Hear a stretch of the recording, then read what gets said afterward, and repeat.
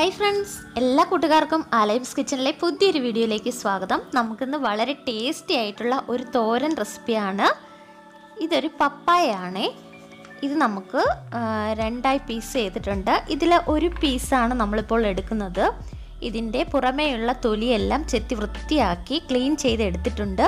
ഇനി നമുക്കിത് ചെറിയ പീസുകളായിട്ട് ഒന്ന് കട്ട് ചെയ്ത് വയ്ക്കാം. ഇപ്പോൾ ഇത് ഞാനൊന്ന് ചെറിയ പീസുകളായിട്ടൊന്ന് കട്ട് ചെയ്ത് വെച്ചിട്ടുണ്ടേ. ഇനി നമുക്കിതൊന്ന് ഗ്രേറ്റ് ചെയ്തെടുക്കാം. ഈ ഗ്രേറ്റ് ചെയ്തെടുക്കുമ്പോൾ നല്ല നൈസായിട്ട് നമുക്ക് കിട്ടും. കണ്ടില്ലേ? ഇനി ഞാൻ 1 കപ്പ് ചെറുപയർ വെള്ളത്തിലിട്ട് കുതിർത്തെടുത്ത് വെച്ചിട്ടുണ്ട്. ഇത് നമുക്കൊന്ന് വേവിച്ചെടുക്കണം.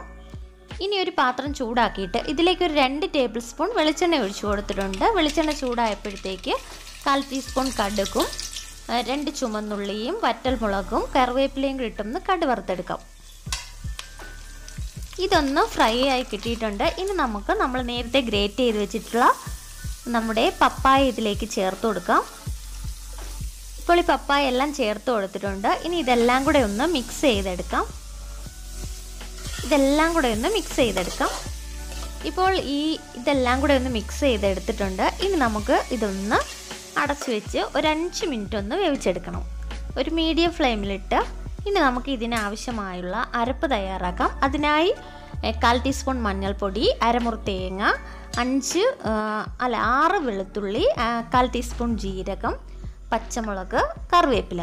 പച്ചമുളകിൻ്റെ എരിവിനനുസരിച്ച് നമുക്ക് എണ്ണം കൂട്ടുകയും കുറയ്ക്കുകയും ചെയ്യാം. ഇതൊരു മിക്സിയുടെ ജാറിലിട്ട് ഒന്ന് ചതച്ചെടുക്കാം.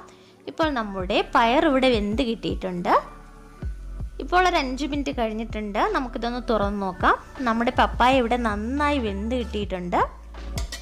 നമ്മളിതിൽ വെള്ളം ഒന്നും ചേർത്തല്ല വേവിച്ചെടുക്കുന്നത്. ഇനി നമുക്കിതിലേക്ക് ആവശ്യത്തിനുള്ള കുറച്ച് ഉപ്പ് കൂടി ചേർത്ത് കൊടുക്കാം. ഉപ്പ് കൂടി ചേർത്ത് കൊടുത്തിട്ട് നമുക്കിതെല്ലാം കൂടെ ഒന്ന് മിക്സ് ചെയ്തെടുക്കാം. ഇപ്പോൾ ഇതെല്ലാം കൂടെ ഒന്ന് മിക്സ് ചെയ്തെടുത്തിട്ടുണ്ട്. ഇനി നമുക്കിതിലേക്ക് നമ്മൾ നേരത്തെ വേവിച്ച് വെച്ചിട്ടുള്ള ആ ചെറുപയർ കൂടി ഇതിലേക്ക് ചേർത്ത് കൊടുക്കണം. ഇപ്പോൾ ചെറുപയറെല്ലാം ചേർത്ത് കൊടുത്തിട്ടുണ്ട്. ഇനി നമ്മൾ നേരത്തെ ചതച്ച് വെച്ചിരിക്കുന്ന ആ അരപ്പ് കൂടി ഇതിലേക്ക് ചേർത്ത് കൊടുക്കാം. ഒരുപാടങ്ങ് അരഞ്ഞു പോകല്, ചെറുതായൊന്ന് ചതഞ്ഞ് കിട്ടിയാൽ മതിയേ. പച്ചമുളകിൻ്റെ എരിവിനനുസരിച്ച് നമുക്കതിൻ്റെ എണ്ണം കൂട്ടുകയും കുറയ്ക്കുകയും ചെയ്യാം. ഇനി ഇതെല്ലാം കൂടെ ഒന്ന് യോജിപ്പിച്ചെടുക്കണം. നന്നായിട്ടൊന്ന് യോജിപ്പിച്ചെടുക്കാം.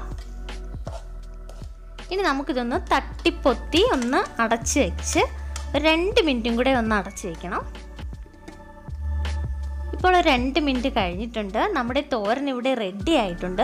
വളരെ ടേസ്റ്റിയും വളരെ ഹെൽത്തിയുമായിട്ടുള്ള ഒരു അടിപൊളി തോരനാണ്.